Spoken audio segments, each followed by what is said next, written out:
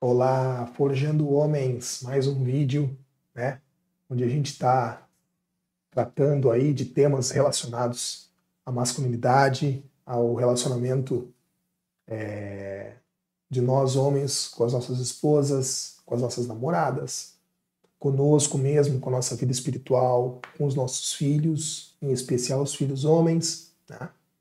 Então a gente vai trazer um assunto bem, até certo ponto, meio pesado, né? Não sei como é que a plataforma vai reagir a esse tema. A gente tem poucas coisas assim sendo faladas abertamente assim a respeito desse assunto, mas isso é importante ser falado, tá? Que é a questão da masturbação, tá? A gente vai falar algumas coisas a respeito disso. Eu consegui uma literatura bastante interessante, tá? Um livro que foi escrito por um professor americano, né? Já vou dar os créditos aí, tá? Deixa eu colocar aí o meu nome, né? Sou o Carlos Eduardo Cadu, né? E a gente está nesse trabalho, né, de tentar ajudar, contribuir de alguma forma aí, falando a respeito desses temas tão importantes e tão esquecidos muitas vezes na nossa sociedade. Tá? Vou te convidar aí para seguir a gente nas nossas redes sociais e eu vou botar ali, vou mencionar também, a gente tá no Spotify, a gente fez alguns episódios aí, podcasts relacionados a relacionamento, a masculinidade, enfim, né? O que é o foco do nosso tema. Inclusive, na descrição do vídeo tem o nosso e-mail, né, que é o forjandoohomens@gmail.com. Então, se você tiver alguma curiosidade, alguma sugestão de pauta aí, escreve para nós, manda um e-mail para mim e a gente vai dar um jeito de falar a respeito disso, certo? Então vamos rodar nossa vinheta. Aí, então vamos lá, vamos falar a respeito do nosso assunto de hoje, que é a tal da masturbação, né? Existe muito folclore, a gente brinca, né? Né? Fazer justiça com as próprias mãos, né? Tem as piadinhas, né? Descascar, não sei o que, a fruta e tal, mas o fato é que o assunto é sério, tá? A gente faz muita piada, a gente brinca e tal, mas quando isso mexe com o nosso relacionamento, com a nossa esposa, quando isso mexe com a nossa mente, quando isso mexe com a nossa relação com Deus, quando isso mexe com a nossa relação com os nossos filhos, isso deixa de ser piada, isso passa a ser constrangedor, e aí deixa de ser brincadeira, a gente não consegue mais fazer piada com esse tipo de coisa, né? Então, eis que é chegado o momento, né? Já se fala sobre isso, mas muito pouco. Né? Eu vejo muito poucos canais falando a respeito disso de maneira aberta, de maneira clara, e trazendo informações como vou tentar expor aqui, né? De forma que a gente possa realmente colocar a mão na consciência, né? Tem uma questão que eu quero, primeiro de tudo, tá? Isso aqui é conversa de homem para homem, tá? Se um dia a gente pretende, porque assim, ó, a gente tem muitos, eu já falei em ocasiões anteriores aí, a gente tem muito menino de 50 anos no mundo, é o que mais tem. Menino de 40, 50 anos. Quando eu falo menino mesmo. É o ser humano do sexo masculino que deveria ter se tornado homem lá com 15, 18 anos e não virou. E aí ele ficou naquela coisinha e não virou homem. Né? E até de improviso, tá? De improviso, não preparei aqui, mas acho que vale a pena o toque, né? Tem material do professor Olavo de Carvalho, tá? Na internet aí, no YouTube, e texto em PDF, artigo, né? onde ele menciona as 12 camadas da personalidade. As 12 camadas da personalidade. É um material que vale a pena a leitura, porque ele fala justamente sobre a evolução da personalidade do ser humano, né? Voltando para nós, no nosso caso aqui do universo masculino,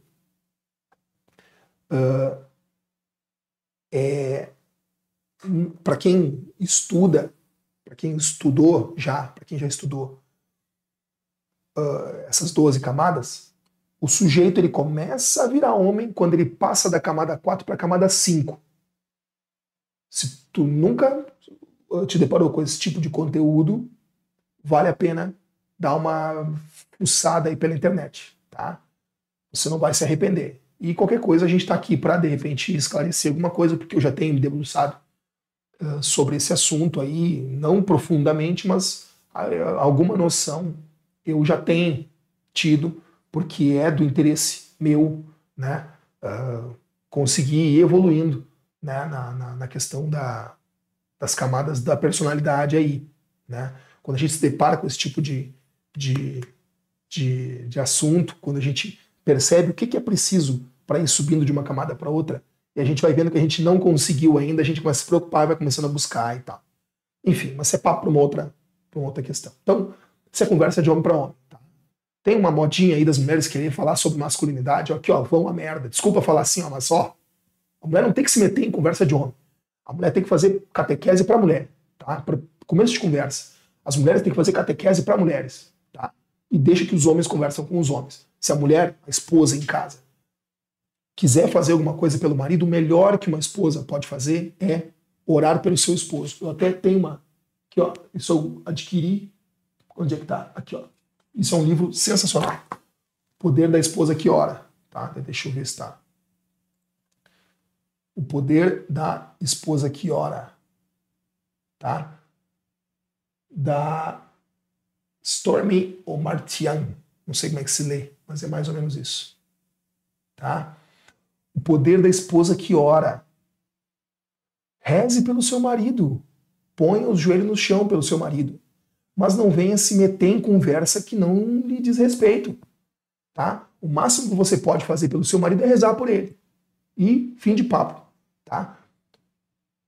E até existe um versículo bíblico, né, que eu puxei aqui para ressaltar esse assunto, que diz assim: o ferro com o ferro se aguça, ou seja, o ferro é moldado no próprio ferro, no aço, né?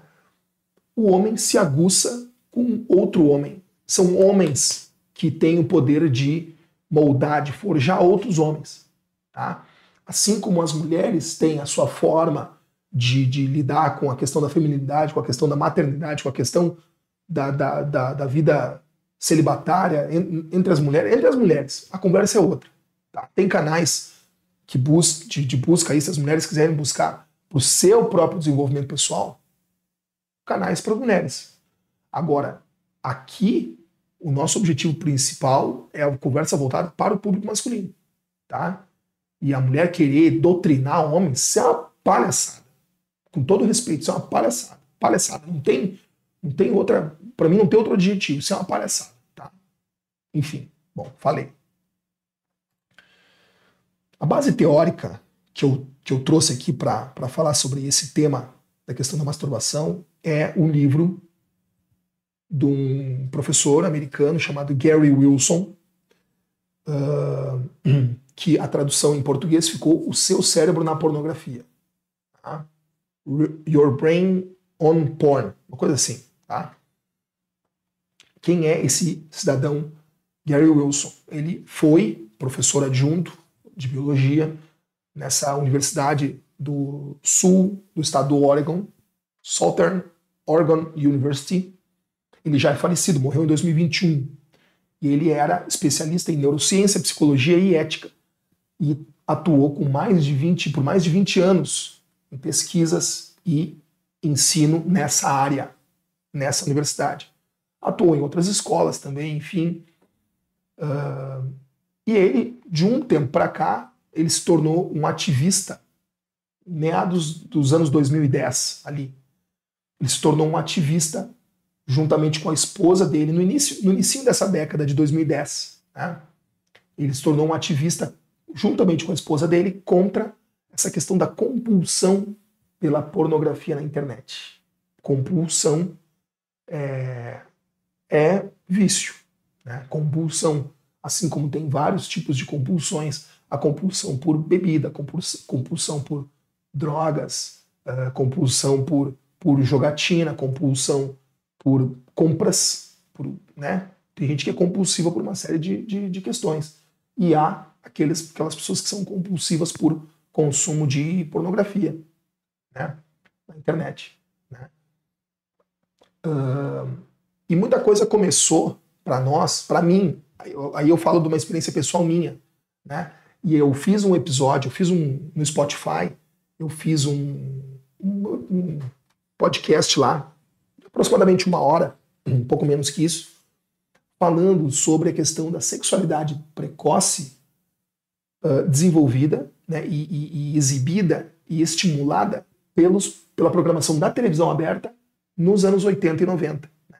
E aí eu falei de coisas que havia na nossa época, tais como a tal da banheira do Gugu, o Cine Privé, Sexta Sexy, o El Chan, Loira do Chan, aquelas coisas de rebolar na televisão, dancinha da garrafa, Multishow, depois entrou TV fechada, TV a cabo, Multishow lá depois da meia-noite, não sei o quê. Tudo isso fez parte do meu imaginário e me prejudicou, a mim, eu, Carlos Eduardo, eu fui prejudicado no meu desenvolvimento psíquico, né, por conta do excesso desse tipo de coisa. Menino, a gente fica babando na televisão, rebolando na televisão. A gente fica bem bobalhão mesmo. É isso que essas coisas fazem com a gente, deixar a gente bem bobão. E é isso que a gente vai ver. Alguns... Assim, ó, eu recomendo a leitura desse livro, tá? Eu vou falar a respeito dele. Vou pegar alguns trechos, eu li esse livro, tá? Ele problematiza, né? Ele primeiro contextualiza, né? Eu retirei um trecho, né, desse livro, onde ele fala assim: permita-me um momento para declarar claramente o que... deixa eu, antes de seguir, eu quero fazer um comentário. Esse livro ele não tem tradução oficial para o português. Tá? Então o que eu achei na internet foi um rapaz, um cidadão, como eu, como você, que achou a versão em inglês e fez uma tradução livre, através do Google Tradutor. Tá?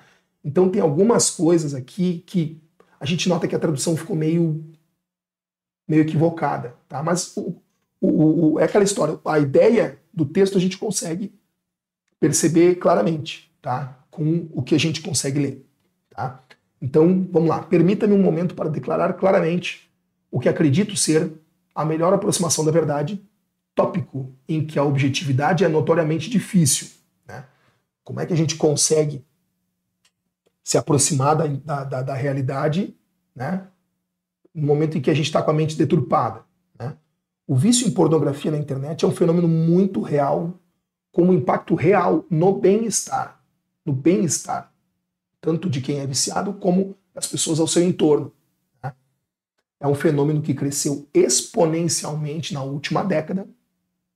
Lembrando que esse livro foi escrito no final da década de 2010, 2018, 2019. Né? Então ele está puxando aí a década de 2010, né? Nos Estados Unidos. Mas a gente pode aplicar muito bem aqui para a nossa realidade no Brasil, sem problema nenhum. Tá?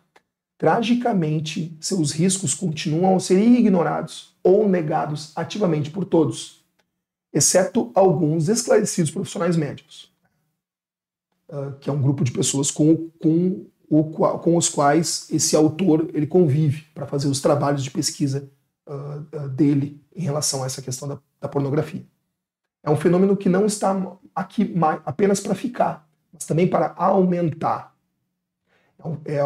Isto é quase certamente a causa da disfunção sexual generalizada encontrada em estudos recentes de adolescência. é um problema que provavelmente afeta você ou os seus entes queridos, sem você mesmo estando ciente disso. Esse é um problema de tradução, mas às vezes a pessoa está na nossa volta passando por uma dificuldade assim e a gente não está nem sabendo. A gente às vezes não quer conviver com uma pessoa, sabe que ela tem um problema, sabe que ela está meio fora de sintonia com o contexto, com o trabalho, com a família, enfim, mas a gente às vezes não sabe muito bem o que está se passando com ela.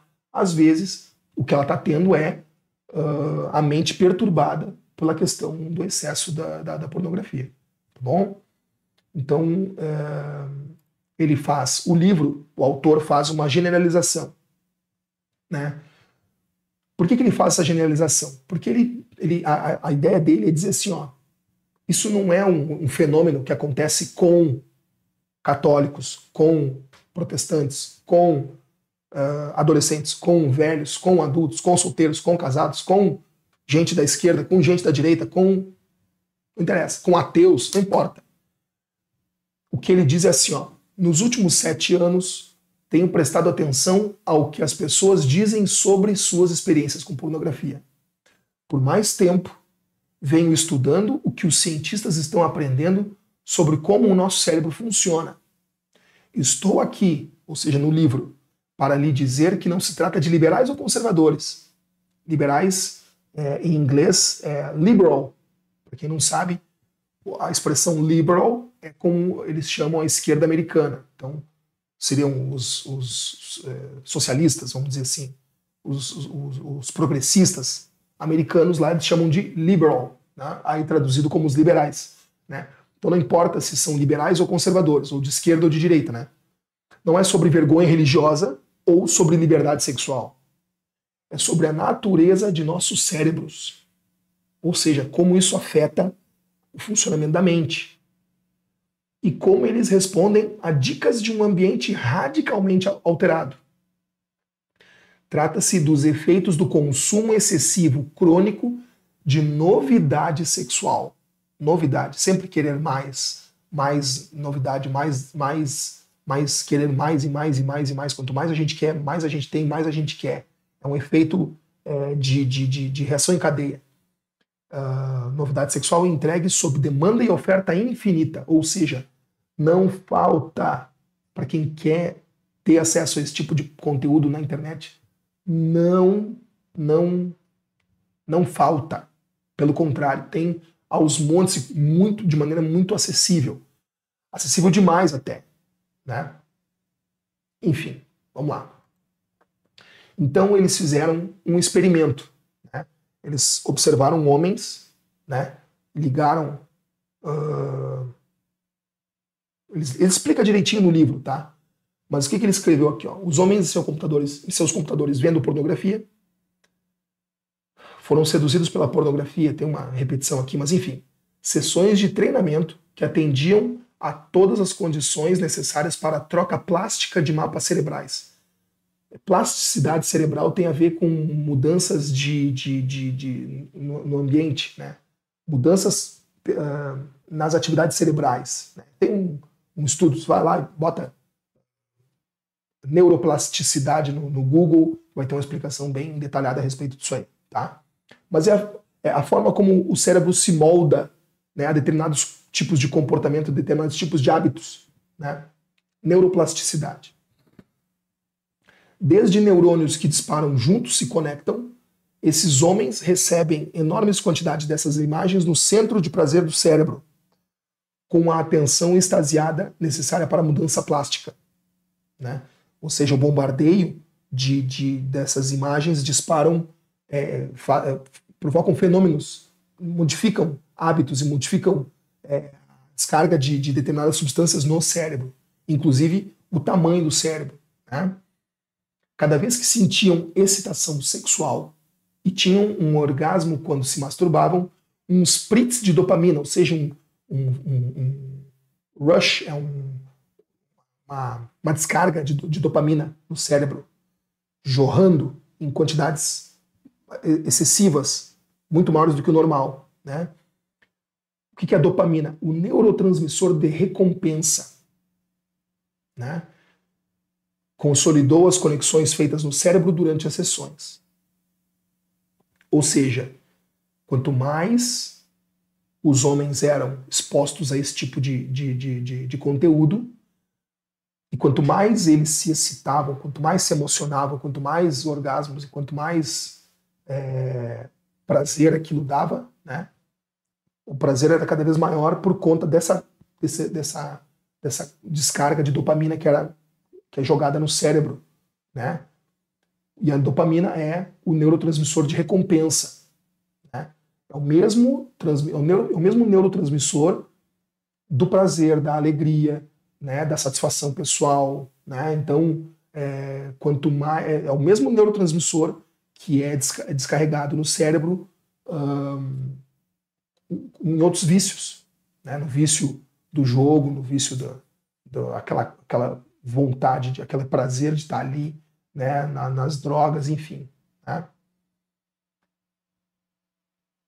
A recompensa não apenas facilitou o comportamento, isso não provocou, não apenas facilitou o comportamento, isso também não provocou nenhum constrangimento que eles sentiriam ao comprar Playboy em uma loja. Ficou mal traduzido, mas não é só facilitar o comportamento, a questão da recompensa, da dopamina.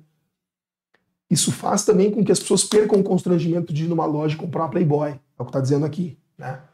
As pessoas se constrangem, vou comprar uma Playboy, o que será que vão dizer? Não, o que vão dizer nada, isso aqui eu vou lá e vou comprar e deu, acabou, não tem, né? Então o prazer era tanto que as pessoas nem pensavam naquilo ali. É só uma questão de ir lá e fazer, né? E se é pelo prazer, pela descarga de dopamina, pela questão de ter aquilo ali, quanto mais eu tenho, mais eu quero, quanto mais eu tenho, mais eu quero, né? E aí tem uma pesquisa em maio de 2014, né? A prestigiosa revista médica JAMA, JAMA é uma sigla em inglês para Journal of American Medical Association, o jornal da Associação Médica Americana, uma das mais respeitadas revistas médicas dos Estados Unidos, se não a mais, né? E existe a área do JAMA, eles chamam de JAMA, né, desse jornal, dessa revista médica, que é voltada para a psiquiatria. Então, JAMA Psychiatry, né, publicou uma pesquisa mostrando que, mesmo em usuários moderados de pornografia, o número de anos e horas atuais por semana se correlaciona com a substância cinzenta reduzida e diminuição da capacidade de resposta sexual. Ou seja, quanto mais, né, mesmo para pessoas que não usam assim de maneira tão intensa essa questão da pornografia, o simples uso, né, faz com que se diminua a substância cinzenta no cérebro, a famosa massa cinzenta, né, tamanho do cérebro mesmo, né, e a diminuição da capacidade de resposta sexual. Ou seja, disfunções, ejaculação precoce, enfim, né? Os pesquisadores alertam que o peso do cérebro de usuários de pornografia pode ter sido pré-encolhidos em vez de encolhidos pelo uso de pornografia, né?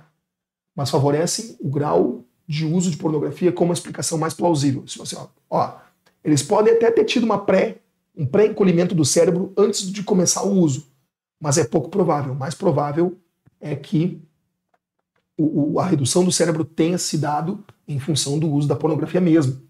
Está dizendo aqui, a explicação mais plausível. Eles legendaram, o estudo, tá mal traduzido isso, o cérebro na pornografia, lançaram o estudo O Cérebro na Pornografia. Então, em julho, né, uma equipe de especialistas em neurociência liderada por um psiquiatra na Universidade de Cambridge revelou que mais da metade dos indivíduos em estudos sobre viciados em pornografia relataram que, como resultado do uso excessivo de materiais sexualmente explícitos, eles experimentaram libido diminuída ou disfunção erétil, especificamente nas relações físicas com as mulheres, embora não em relação ao material sexualmente explícito. Ou seja, quanto mais a pessoa se expõe a esse tipo de conteúdo, tem maior diminuição da libido, ou seja, não tem vontade de estar com a minha parceira, com a minha esposa, né? e disfunção erétil, ou seja, o amigão lá não funciona. Não funciona, tá? É muito triste isso, né? É muito triste, né? O que faz com o cérebro essa porcaria, tá? Tem um trecho que fala, porque a pesquisa científica ela envolve uso em animais, né? E depois em seres humanos, né? Então pesquisas em humanos, né? Na continuação da revista eu peguei o trecho que falava só sobre humanos.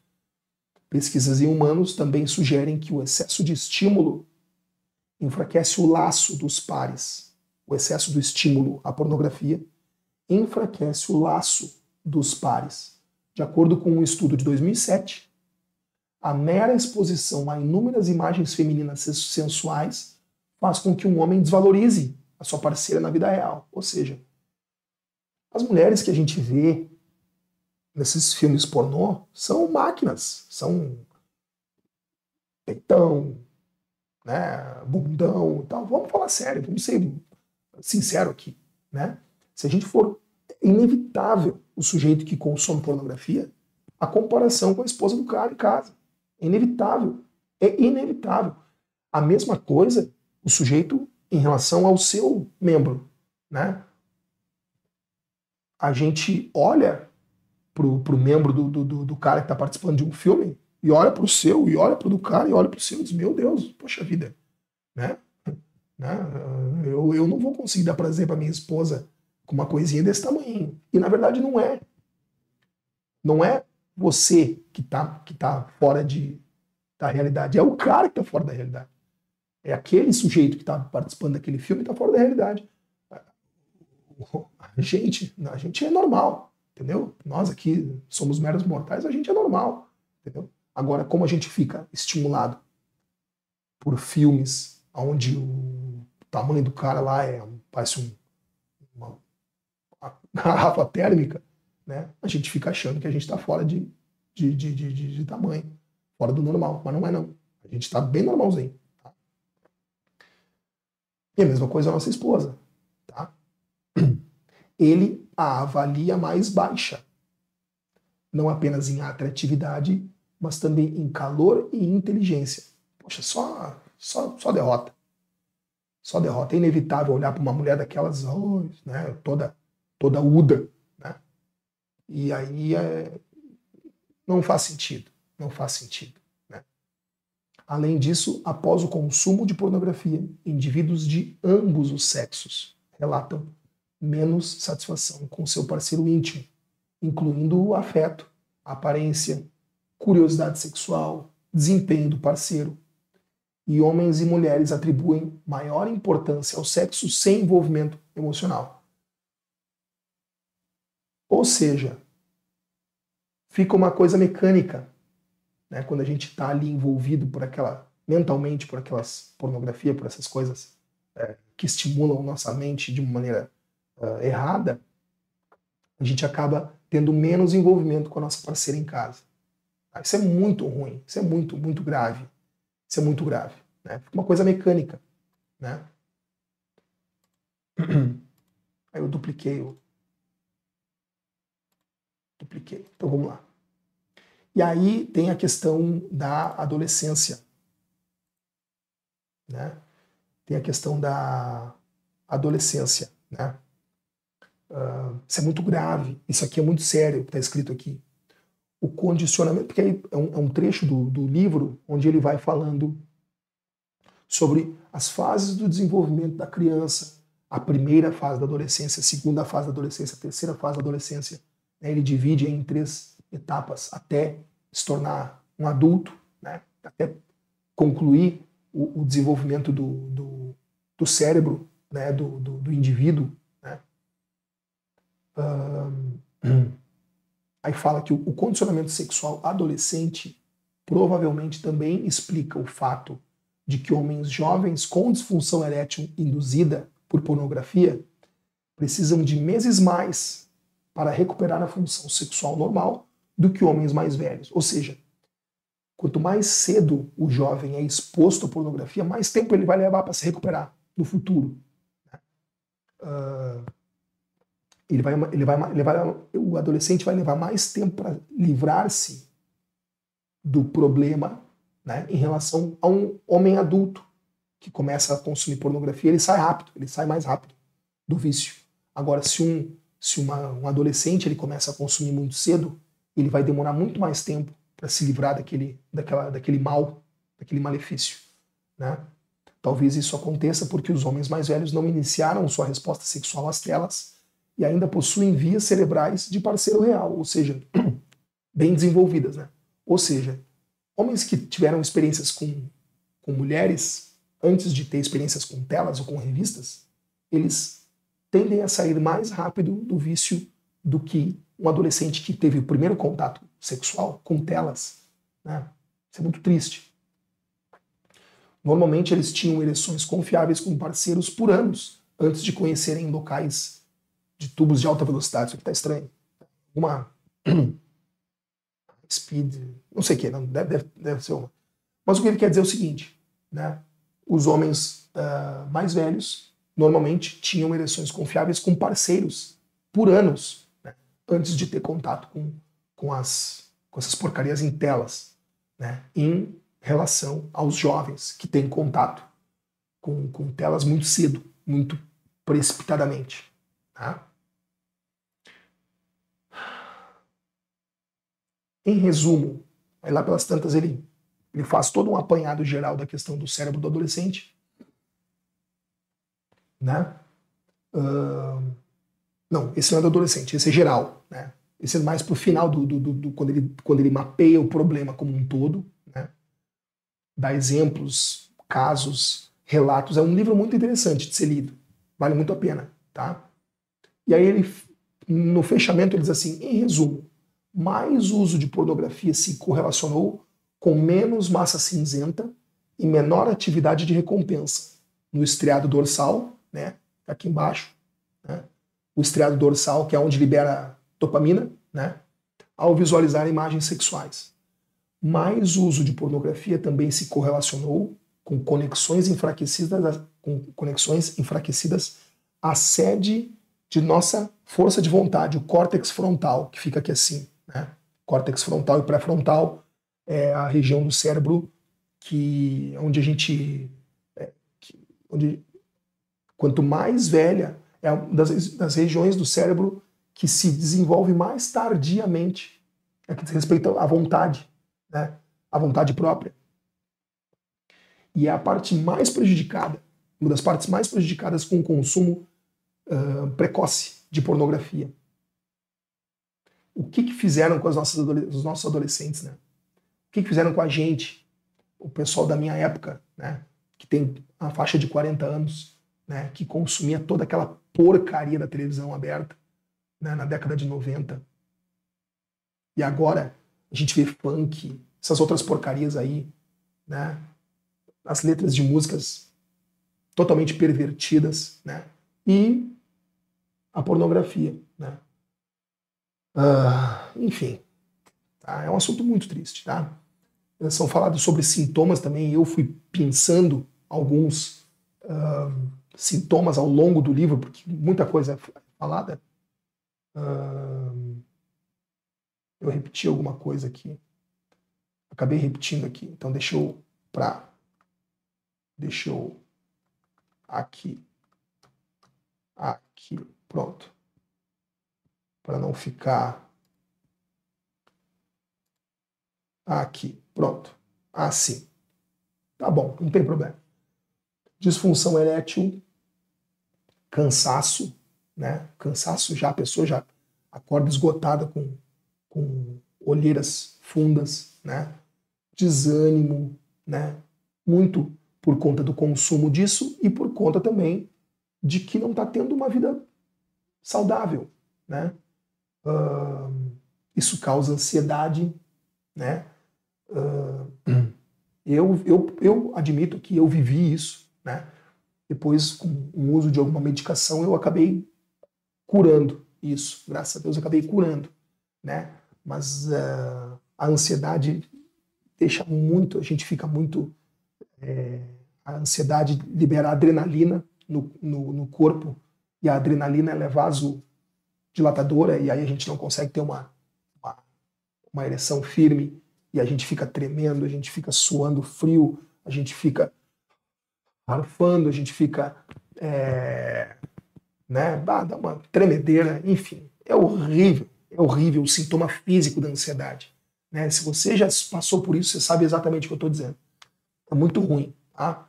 Ejaculação precoce, a questão da vergonha, vergonha dos filhos, vergonha, imagina você que tem filha pequena, né? Como que você consome esse tipo de coisa e você consegue olhar numa boa para sua filha? É muito ruim, é muito ruim. Né? Eu, no meu caso, graças a Deus, eu consegui me livrar dessa porcaria da masturbação lá no começo do meu namoro, né? Com a minha esposa, né? Lá no comecinho do meu namoro, eu consegui me livrar disso aí. Graças a Deus, nunca mais precisei lançar a mão dessa porcaria, né? Mas é muito ruim, né? Então eu não passei, com a graça de Deus, eu não precisei passar por essa vergonha de ter que olhar para minha filha, né? Olhar aquelas mulheres de filme pornô lá e depois fazendo tudo que elas fazem e depois olhar para minha filha, né? Porque isso mexe muito com a mente da gente, isso mexe muito com o nosso imaginário, né? Então eu passei por isso, de olhar para uma mulher, outra qualquer, aí, para olhar para uma colega de trabalho, por exemplo, né?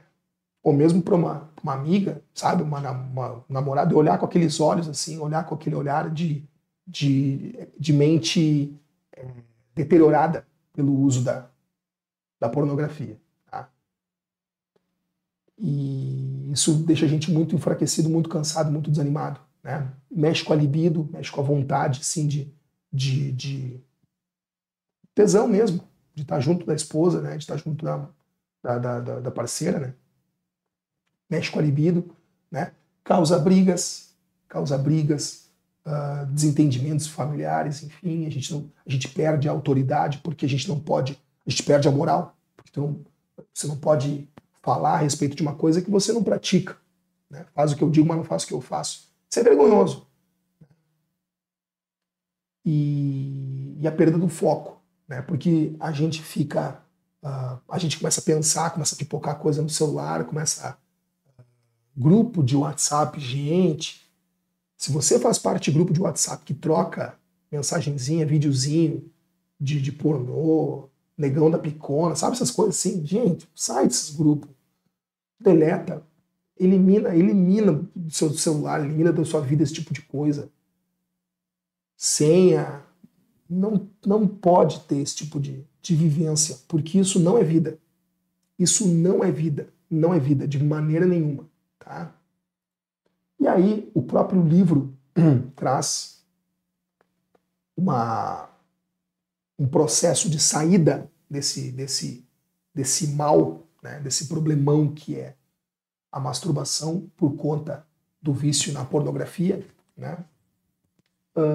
Ele chama isso de processo de reinicialização da máquina cerebral. Né? E aí ele fala, inicialmente, o processo de reinicialização é desafiador. O seu cérebro conta com você para fornecer aquela dose artificialmente intensa de dopamina.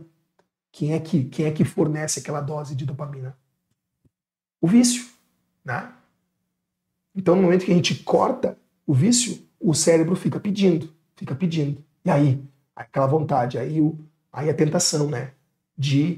Uma vez que a gente tomou a decisão, a gente tem que persistir. E a persistência, a recaída é um dos piores sentimentos também. Eu já passei por isso, de uma opção, vou me livrar. E aí dá aquela recaída. É muito ruim, muito ruim. Né?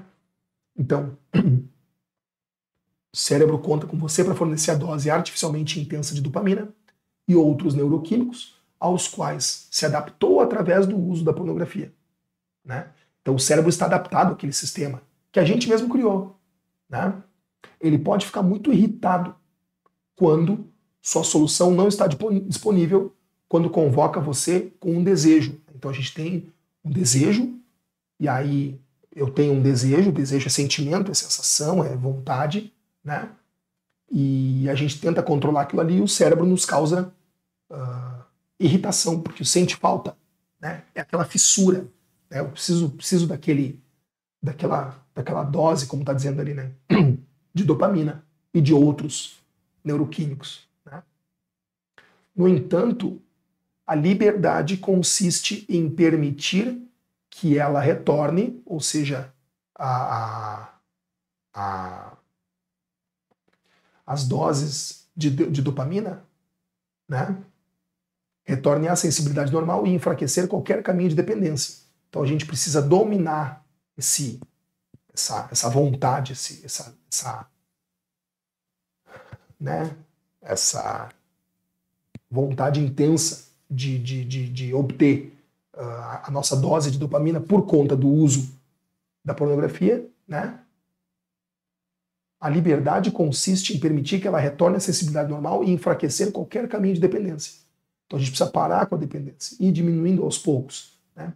Só então você estará verdadeiramente livre para definir as suas próprias prioridades, sem que os sinais neuroquímicos estressem você e substituam suas escolhas, né?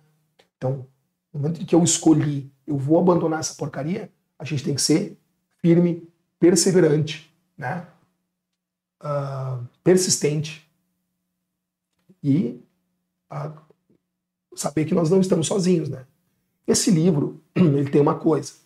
Esse livro ele não é escrito por alguém cristão. Ele é um livro escrito por um cientista que provou a sua tese lá por meio de pesquisas, por meio de ensaios, né? De estudos, ok. Mas nós temos uma arma poderosíssima, né? Já vou falar a respeito dela. Nós já sabemos qual que é. Aí tem um depoimento de alguém que foi curado, né? Depois de anos de pornografia. Isso no livro, né? Obviamente. Depois de anos de pornografia, eu estava tendo problemas com ereções. Estava ficando cada vez pior há alguns anos. Precisava de mais e mais tipos de estimulação pornô. Eu estava realmente preocupado, mas a ansiedade me empurrou mais fundo para uma pornografia mais extrema. Isso é uma coisa, né? Quando a gente está mergulhado, graças a Deus eu não passei por isso, tá? Mas eu já escutei relatos, tanto com pessoas com quem eu convivi, quanto com coisas que a gente lê na internet e ouve, depoimentos, enfim, de gente que já passou por isso.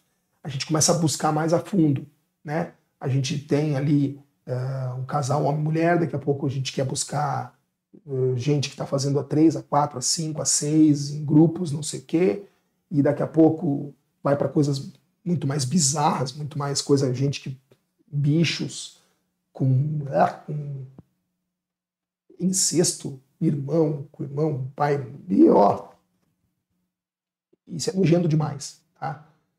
Mas existe o relato dessas pessoas que vão consumindo coisas cada vez mais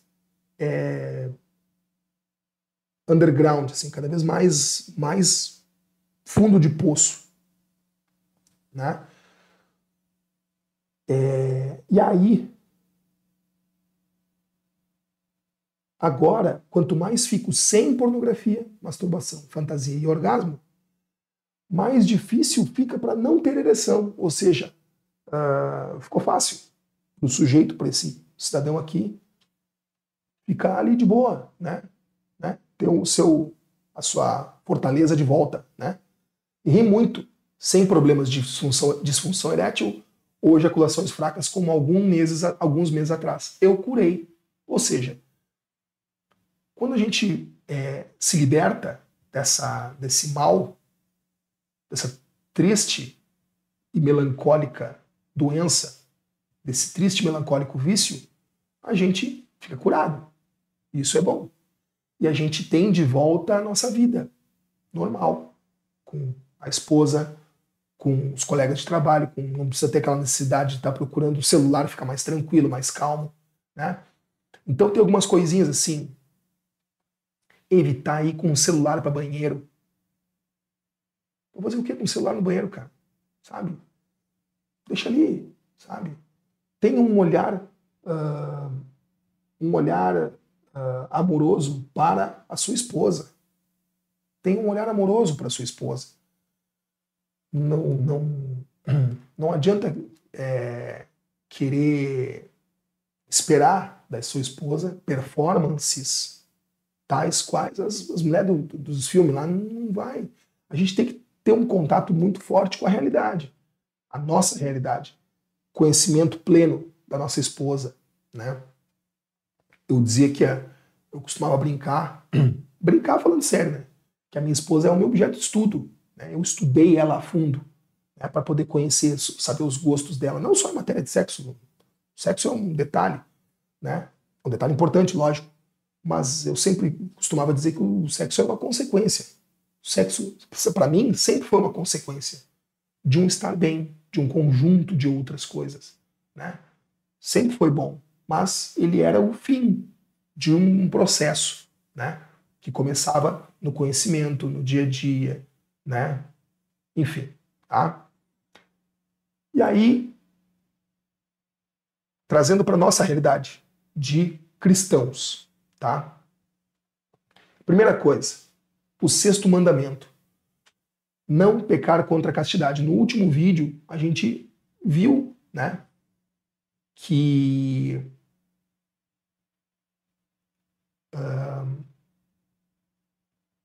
o matrimônio é o local para o exercício fecundo e profundo da sexualidade, né? Por que que Deus criou a coisa desse jeito?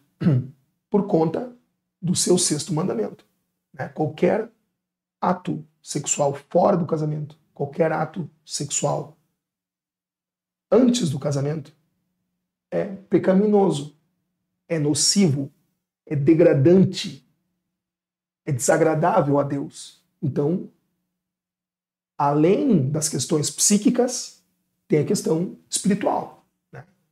Então, se você é cristão, busque, e você tem esse problema da pornografia, da masturbação, você não fez esse exercício de se confessar, faça esse exercício de se confessar. Procure o seu sacerdote, o seu pastor, né? Procure, né? E faça essa confissão. Entregue esse pecado a Deus, né? Só que a questão da confissão, a questão do arrependimento, né?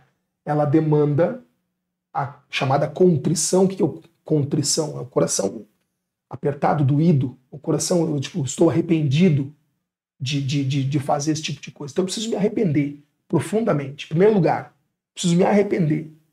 E em segundo lugar, uma vez que eu estou arrependido e que eu quero levar uma vida correta diante de Deus, eu preciso odiar este meu pecado. Eu preciso nunca mais, eu preciso prometer para mim mesmo e para Deus. Em primeiro lugar para Deus, em segundo lugar para mim mesmo.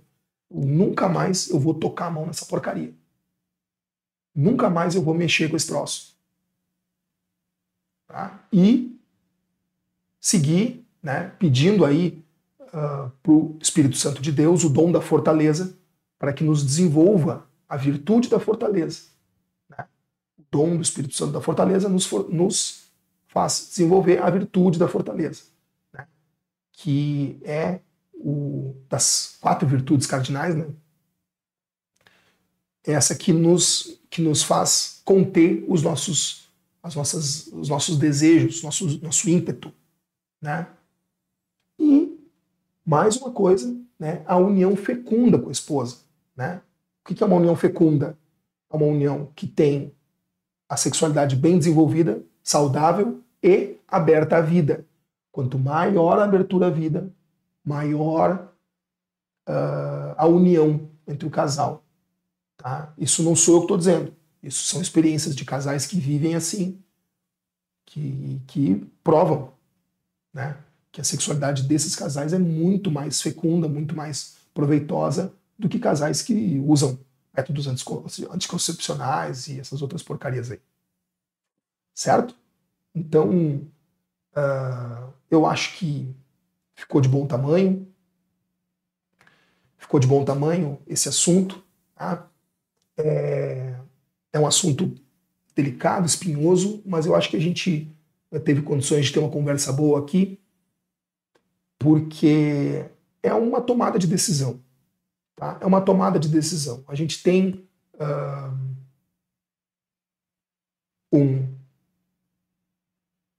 uma questão psíquica, uma questão espiritual e um problema. Né? Existe um problema e existe a solução. Né? E a decisão é uma só. É a gente se livrar dessa porcaria e tentar ser o mais correto possível, tanto na nossa vida matrimonial como na nossa vida espiritual. Eu sempre tive, né, eu até cheguei até a escrever uma música, até gravei uma música que eu chamei de Santíssima Trindade Caseira, né, onde eu não criei, eu só constatei que, na verdade, o casamento é um triângulo, né? É um triângulo no qual Deus está em cima e apoia o casal que está embaixo, né? Então, é uma base, né, na qual está o casal, né, e Deus na parte de cima sustentando esse casal. Né? Então, é uma Santíssima Trindade caseira, onde o casamento é feito a três. Né? Então, se os três estiverem empenhados nessa aliança, né, a coisa funciona, o casamento está certo, ele vem a bom termo. Né? Se um dos três não estiver empenhado, o casamento, infelizmente, não dá certo, não funciona. Né? Deus sempre é fiel, ele sempre quer. Né? Então, cabe ao casal querer, né, e se complementar nesse triângulo amoroso, fértil, fecundo e próspero. Tá certo? Então, que Deus abençoe a cada um de nós. Um grande abraço e até o próximo vídeo.